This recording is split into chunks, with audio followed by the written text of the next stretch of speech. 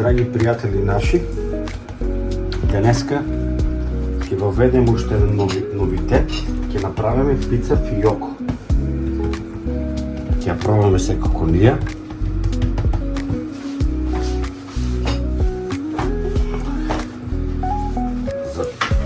Пошто ме фати страв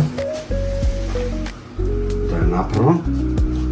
А тоа е фијоко со рендар варен кромпир. Значи,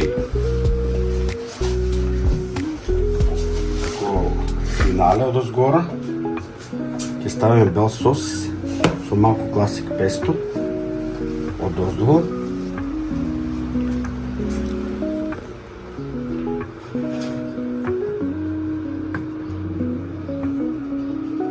Значи, ќе ја направиме по рецептот исто како во Наполи, со сецкана шунка и моцарел. Значи, сега на врз белиот сос се става рендар пармезан. Ја мислам дека ова ќе биде стварно многу сладко. Супер за јадење. Сега да исецкаме шунката на тенки слайдови.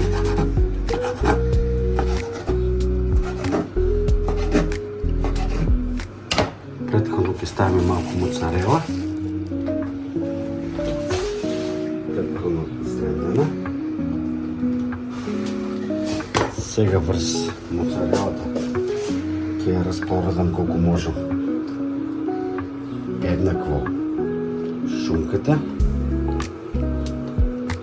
Кажам, со душа чекам да ја пробам, пошто сигурно, а јас многу сакам да јадам пржени печени компири. Значи, ќе даде некој сигурно крцкав вкус кога ќе се испече таа. Сега да додадем уште малку моцарела.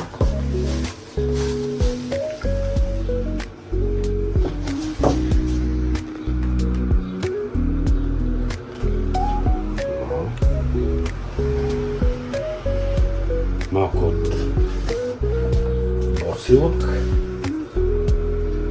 малку орегано и сега на крај да изрендаме варениот кромпир врз. Сакам уште на поситната страна. Чекај да видим која е.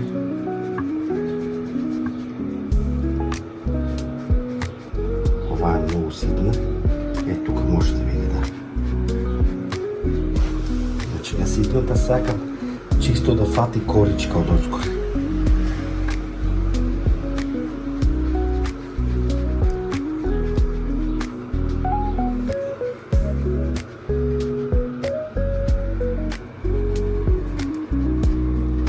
Вау, како тоа добро изгледа.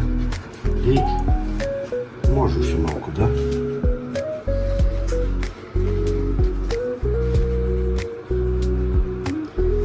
Крај, само ако сакате да ми подадете маслинов зејтин, повелете. Да го збогатиме вкусот. И сега да ја ставиме во панерна и да видиме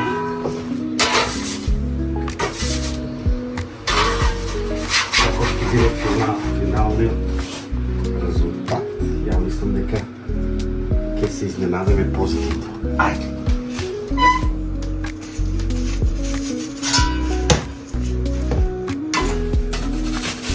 Значи, пицата е готова и изгледа прекрасно. Само да ги збогатам со вкус. Срвеците. Свели малку пармезан на нив. И сега по вкус, јас би сакал секако малку рукола, тоа ќе му даде свеж изглед на самата пица и малку сецкани шери, тук-там, понекад. Драги пријатели,